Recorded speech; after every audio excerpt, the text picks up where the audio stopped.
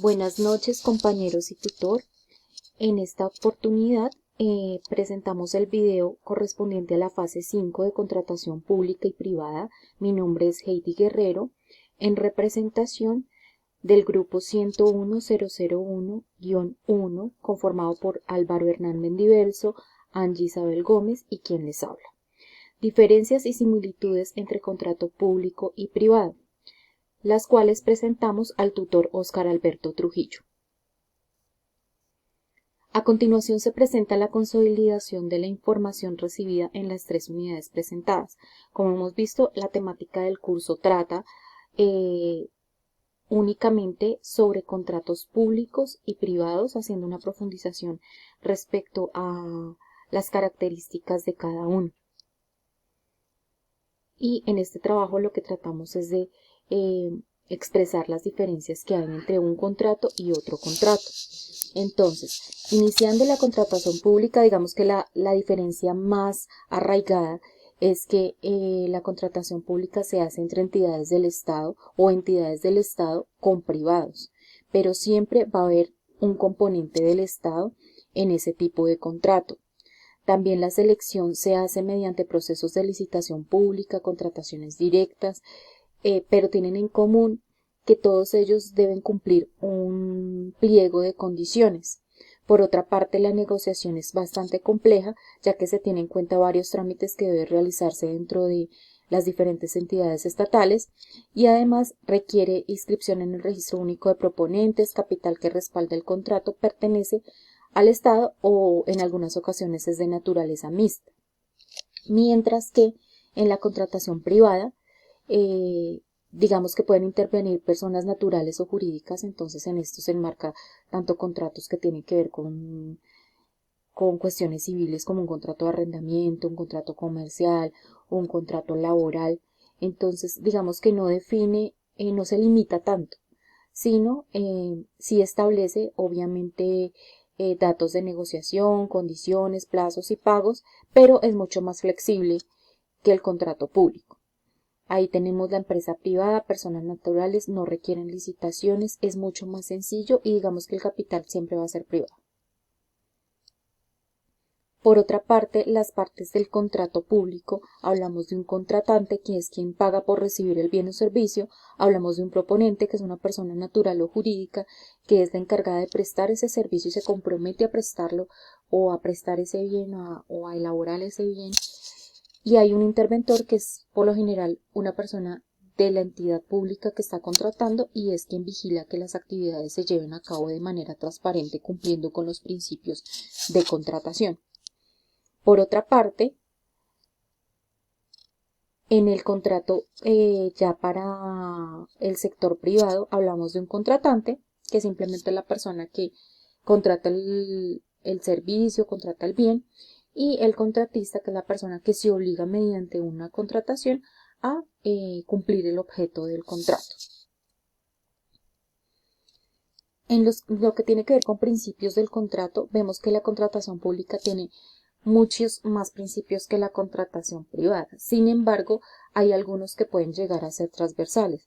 Por ejemplo, un principio de transparencia, un principio de economía, lo podríamos en determinado momento enmarcar en la contratación privada también, teniendo en cuenta que las dos partes deben conocer a qué se están comprometiendo. Sin embargo, pues se ve más estipulado para la contratación pública, o digamos más explícito. Principio de responsabilidad, selección objetiva, buena fe, moralidad, publicidad, igualdad, libre concurrencia y demás, que buscan es que cualquier persona que cumpla con los pliegos de condiciones se pueda presentar a eso y además todo el proceso se lleve a cabo de manera transparente, de manera que se pueda tener una trazabilidad de la información y haya eficiencia, se escoja la mejor oferta y todas las partes terminen, digamos, en beneficio, pero más en beneficio de la comunidad como tal o de la entidad que está contratando que de beneficios personales. Mientras que en la contratación privada estamos hablando de principio de abuso del derecho, de autonomía de la voluntad, es decir, que estén las partes de acuerdo y libres para poder expresar sus condiciones y expresar los servicios que necesitan, consensualidad, costumbre constitutiva del derecho, error común, imprevisión, relatividad de los contratos, que tenga la capacidad para prestarlo. Estamos hablando ahí de habilidades de personas a cargo que puedan prestar ese servicio, y de veracidad, libertad, vigencia.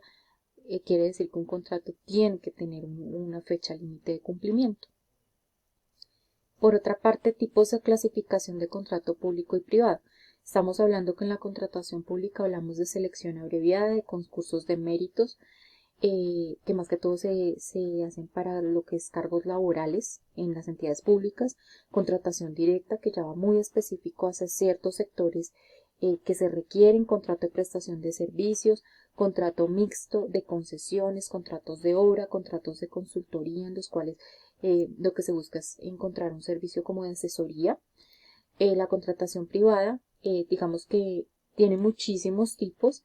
Sin embargo, podemos estar hablando de un contrato unilateral, podemos estar hablando de un contrato bilateral, de un contrato gratuito u oneroso, ya más involucrado con la parte económica como tal del manejo del contrato, contrato conmutativo y aleatorio, contrato principal y accesorio, contrato real y solemne, consensual, en los cuales cada uno de ellos, pues lo que busca es salvaguardar las necesidades del contratante, y que el contratista se comprometa pues a cumplir con su parte, con el objeto al cual se comprometió.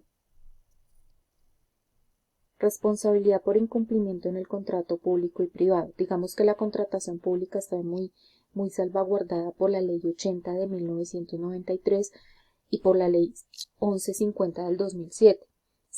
En este caso podemos ver que si se celebra un contrato bajo la vigencia de esta ley, las entidades públicas no pueden interponer multas, ya que no tienen la facultad para hacerlo.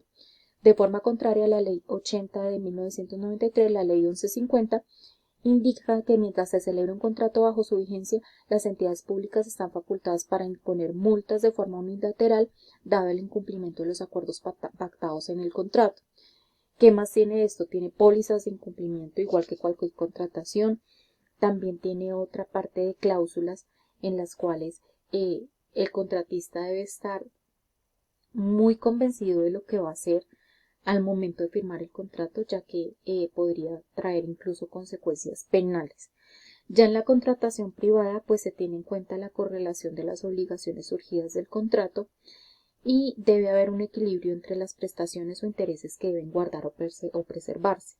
La parte que pretende exigir la responsabilidad del otro por una conducta alejada del contenido del título obligacional debe demostrar que en efecto la otra persona incumplió. Entonces digamos que ahí la parte de prueba de material probatorio es mucho más difícil de conseguir. Sin embargo, pues si digamos, si las cláusulas quedaron muy específicas, se puede llegar a hacer de manera exitosa. El incumplimiento de una obligación de contrato bilateral es cuando cada contratante puede optar por persistir en el cumplimiento tal cual de las obligaciones, con indemnización de perjuicios o demandar la resolución, o cuando se trate de contratos de ejecución sucesiva, la terminación, también todas ellas con resarcimiento del daño. Hay algunos contratos, por ejemplo, que aplican cláusulas de incumplimiento que son onerosas. Entonces, digamos que va más hacia ese sentido, pero digamos, no tiene la parte del componente penal tan arraigado como en la contratación pública. Y por último, tenemos la aplicación del principio de igualdad e interés general, que es ese principio. Digamos que el principio de igualdad es uno de los elementos más relevantes del Estado constitucional de derecho, tanto que en nuestra Constitución está explícito de que, en términos generales, se ordena que demos un trato igual a quienes se encuentran en la misma situación, es decir, que todos participen por igual, mientras que lo que hablamos de interés general es que se persigue que cada una de las voluntades, puesto que el contratista persigue la satisfacción de su propio interés y la administración de la satisfacción del interés público general, entonces quiere decir que no solamente las dos partes del contrato deben verse beneficiadas, sino deben buscar que no haya una afectación de tipo general hacia la comunidad, hacia la entidad que los está contratando, etc. Entonces, esperamos de esta manera haber podido resumir en parte lo que nos solicitaba y lo que estuvimos estudiando durante este curso y agradecemos la atención prestada.